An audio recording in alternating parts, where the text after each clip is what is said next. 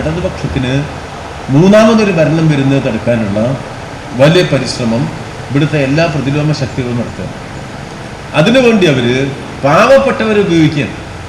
ഇപ്പോൾ ആശ ഒരു സമരം നടക്കുന്നുണ്ട്, ആശാ സമരം. യഥാർത്ഥ ആശകളൊന്നുമില്ല, കുറച്ചാളെ കാശ് കൊടുത്തു കൊണ്ടുവന്ന് അവിടെ ഇരുത്തിയിരിക്കുന്നു.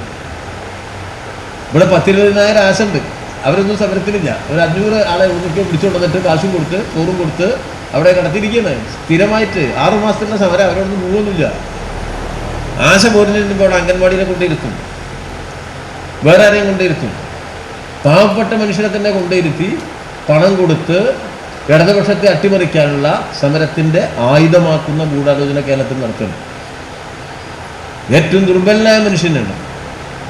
ഇപ്പോൾ ആശകളുടെ സമരം എവിടെയാ? പിണറായിക്ക് എതിരായിട്ടാണ്, സെക്രട്ടേറിയറ്റിന് മുല്ല. ആശകളെ നിയമിച്ചതാരാ? നരേന്ദ്രമോദിയാണ്. സമരം നടത്തുന്നത് മോഡിക്കെതിരായിട്ടല്ലേ? മോഡിയല്ലേ ശമ്പളം കൊടുക്കാൻ പൈസ കൊടുക്കണ്ടേ? മോഡിയല്ലേ അവിടെ ആശമാരുടെ ശമ്പളം തീരുമാനിക്കണ്ടേ? കേന്ദ്രാവിഷ്കൃത പദ്ധതിയില്ലേ?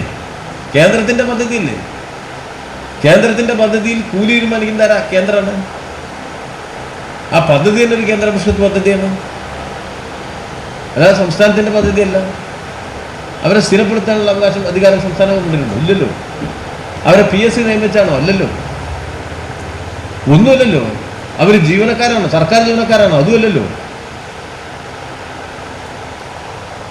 അപ്പോൾ കേരള ഗവൺമെൻറ്റിൻ്റെ കയ്യിലോ കേരളത്തിന് നിശ്ചയിക്കാൻ കഴിയുന്നതോ ആയ വിഷയങ്ങളെ വെച്ചുകൊണ്ടല്ല ഈ സമരം. അങ്ങനെ വെച്ചാൽ ആശ ഇന്ത്യയിലാകണ്ടല്ലോ. ഇന്ത്യ രാജ്യത്തെ എല്ലാ സംസ്ഥാനത്തും ആശയുണ്ട്. പിന്നെ തിരുവനന്തപുരത്ത് മാത്രമുള്ള സമരം എന്താ? ഇന്ത്യ രാജ്യത്തെ ആശകൾക്ക് ഏറ്റവും കൂടുതൽ ശമ്പളം കൊടുക്കേണ്ടത് എവിടെയാണ്? അത് കേരളത്തിലാണെങ്കിലും. ബാക്കിയുള്ളിടത്തൊക്കെ കുറവാണ്. അവിടെ ഒന്നും സമരമില്ല. എന്താ അതിൻ്റെ അർത്ഥം? ഇടതുപക്ഷ ഗവൺമെൻറ്റിനെ എതിരായി തെറ്റിദ്ധരിപ്പിക്കുക, കളവ് പ്രചരിപ്പിച്ചുകൊണ്ട് തെറ്റിദ്ധരിപ്പിച്ച് ഗവൺമെൻറ്റിനെ ദുർബലപ്പെടുത്താൻ ഏറ്റവും സാധാരണക്കാരനെ തന്നെ ഉപയോഗിക്കാനാവുമെന്നുള്ളതാണ്.